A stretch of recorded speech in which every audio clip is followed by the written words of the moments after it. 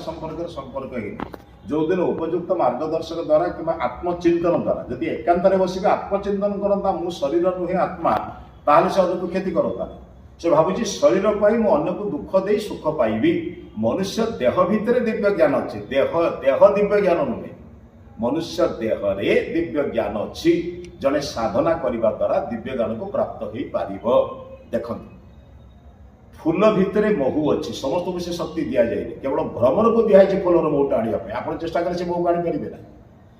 बाली भितर पड़ा चीनी को हाथी आनीपर ना पिंपुड़ी आनीपर तेणु उपयुक्त मार्गदर्शन नहेले उपयुक्त ज्ञान नहेले उपयुक्त मनन शक्ति नहेले उपयुक्त विचार शक्ति नहेले मनुष्य देह दिव्य ज्ञान को सफल करने मनुष्य समर्थ हम ना